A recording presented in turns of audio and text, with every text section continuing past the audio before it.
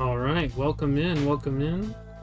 So, just wanted to kind of go over some things that people might not get out of all of the content that comes to Mortal. A lot of the Mortal Online videos are PvP videos, montages, or, epic fights or what have you.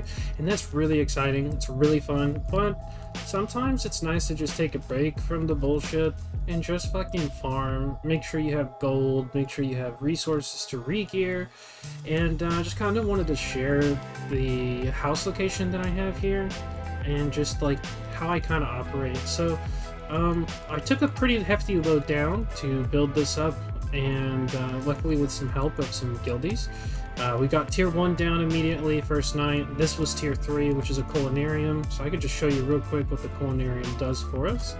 So this allows us to buy some cooking materials, and down in the jungle it can be quite difficult at times to feed your horse if you can't find the right materials, so dial's a really good option here, but it also allows you to buy salt and water, and that's really good for your mages. Salt for hailstone for your Ellies, and then obviously the water is pretty necessary, even though you can get it from the coast. But anyways, that's a tier 3 culinarium called Goose Juice, and this is the juice bar. So if you're wondering how to play as a team or a small group of players, houses can be really good. I know strongholds can be even better, but this is just a tier 3 level, or tier 1 upgraded to... It's a small house at tier 3. There we go. That's how you say it. This is a small house at tier 3. So I'm going to work on adding some more structures, maybe like a bank nearby, and a stable if I can fit. So you don't get too much area of influence with houses as you do like a stronghold, if there's a village over there from a stronghold. But you can get quite a bit once it's upgraded, and if you see here, I'm really tight on space, so this was intentional. You can also sit right here and type in /vendor, so I can vendor pretty close to my front door without having to be super nervous about carrying a good amount of gold. And what is it that I'm vendoring? Well, let me show you. So, out the front door, I could kill shore prowers. And we'll do that later. But I'll kill them right here, and then I'll take their stuff inside, depot, and here's our fancy butchery table. And this is just the layout of the house. So upstairs is kind of for crafters only. There's no reason for anyone to be up here. But this is personal, or these are all donated resources or gathered while we were down here. And we've got some crafters that make sure that boxes are fed with gear and whatnot. I myself do armor crafting, so my job here at my house is to make sure we have gear sets for anybody and everybody that wants to come down. Free of charge. I don't care. If you're in my guild or your teal, I'll throw armor on you. Same here with the weapons. Not as organized, but I'll get to it. We recently ran out of house slots, so I'm trying to prioritize certain things. The bags don't help because they count as a slot and then some. But in each bag, there's 3 sets of whatever it is that's being displayed here. So these are like mannequins, and then here's the store inside. Here's a personal chest that all our mages can have access to if they need food to recover, or bandages, whatever, horse food, etc., etc. They need polish. This is just some friendly stuff. The golden stuff on the bottom row is kind of mine, but I trust everyone that's using it not to take my stuff.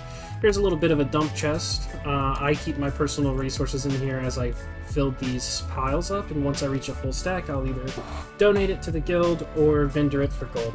And then I keep a bit of bone tissue in case someone wants to come down and power level some crafting of some sort. So very noob friendly, or new player friendly, I try to be.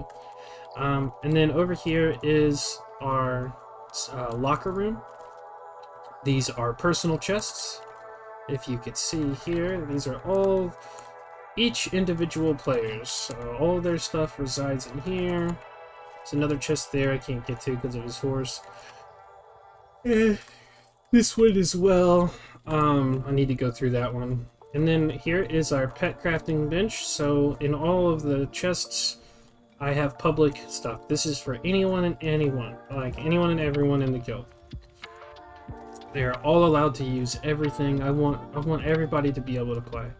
And what comes from this house? Well, it's short prowers, and the turtles are very nice. We'll do a little steady farm here. Just grab a couple of short prowers if I can hit my shots here. Let's see, that's a hit. Alright, so I let it get a little closer, and I'll try to kill it at the front door. I can throw it on the horse. Jungle horses have really low carry, so short prowers can sometimes push the limit on what your jungle can carry, but typically you can grab at least one full. Another thing you can do if you're quick about it is not get any loot at all. Game's in great condition, and this never happens. That's actually usually about 2 of these are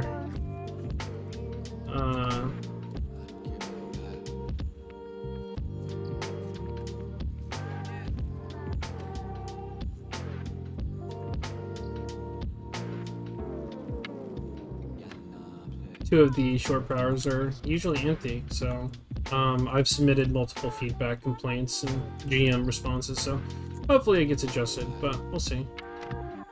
Anyways, we'll just get it closer.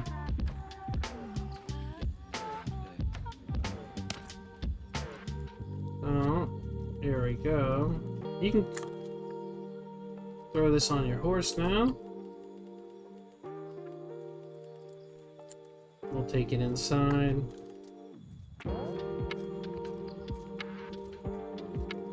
Another good thing is just kind of keep the door shut whenever you're operating out of a house pretty frequently, because the short prower butchers into the most valuable thing is going to be the plate skills.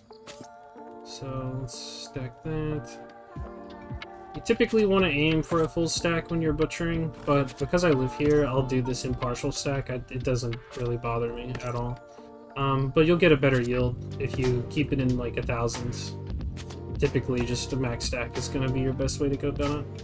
I'm just super impatient, and I'd rather get it butchered.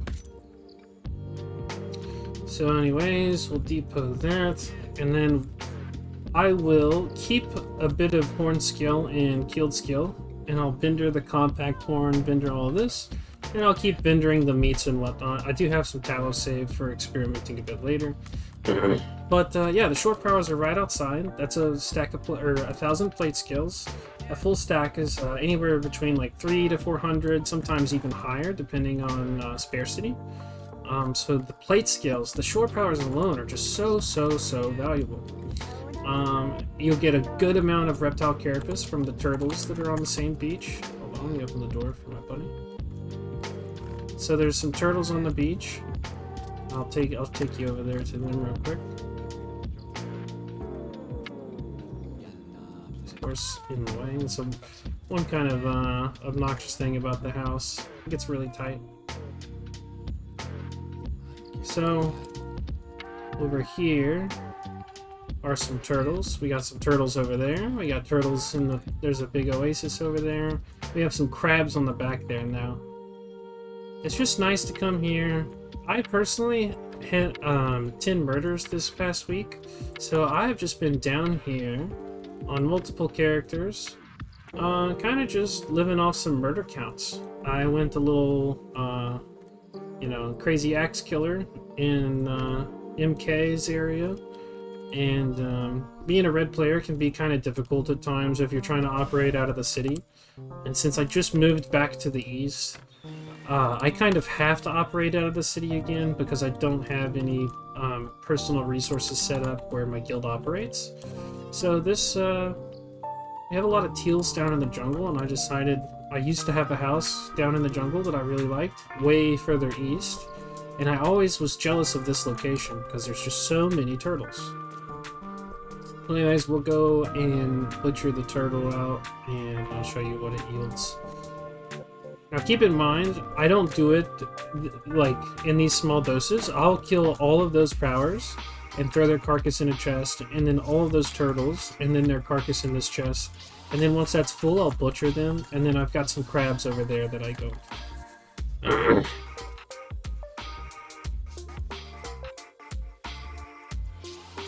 So now we'll get out the old butchery tool. And you can see what the turtles butcher into. So just one turtle alone is 640 reptile carapace. And really the good shit's gonna be this heavy carapace. It's a lot better. You have a better chance. Like if you're in reptile and if you're in heavy and your enemy's in reptile, you have a leg up on him. It's not a crazy leg up, but it is a very good one, and you can definitely see the yield difference.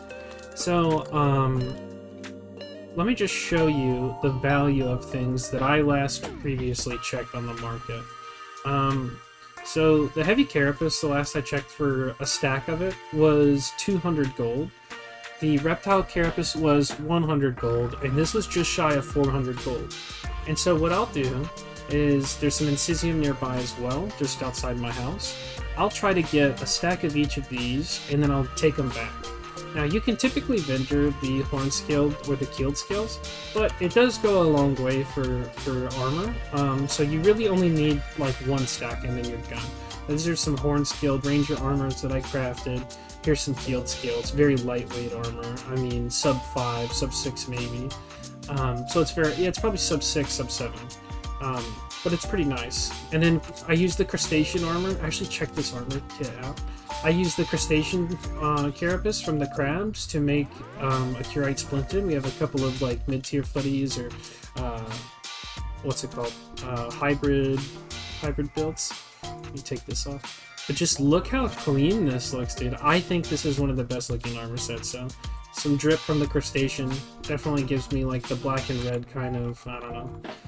And it's not bad. I mean, look at the difference. So the weight is only 1 kg. This is another kg.